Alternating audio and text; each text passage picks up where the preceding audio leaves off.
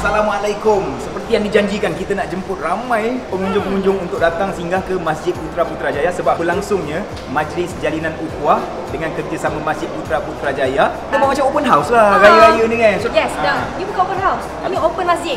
Habis dulu pun nak open konti. Itu nantilah. Oh, sekarang open masjid. Buat dewan je ada meja, dekat dalam pun memang ada. So kalau penuh boleh keluar. Buat keluar makanan ni best-best ni. Tu ada sate dengan kita punya pengunjung apa semua tu. Okey, ada sate. Pengunjung datang. Krisantimum ke krisantimun? Krisantimum Bandung, sasi, jagung, detox. Saya biasa akan pilih detox lah.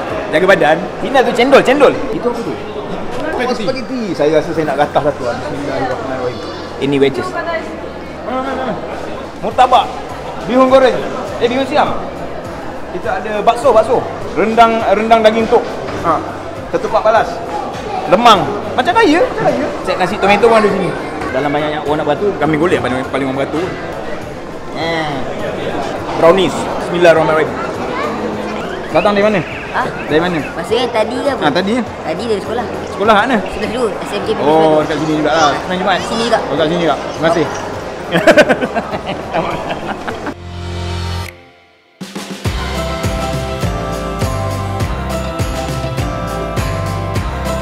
Alhamdulillah kita dah sampai ke penghujung rumah terbuka. Bukan rumah lah, masjid terbuka. Walaupun sebenarnya masjid memang 24 jam terbuka. Betul. Untuk anda datang. Dan ini adalah sambutan Hari Raya Zayan bersama dengan Masjid Putrajaya. Terima kasih semua yang telah pun hadirkan diri, memeriahkan, dapat sumbangan dan sebagainya. Betul, dapat makan, dapat duit raya, dapat bersilaturahim. Paling penting sekali. Alhamdulillah. InsyaAllah tahun depan kita buat lagi. Jangan lupa datang, okey? Terima kasih. Bye. Saya destinasi nasyid anda.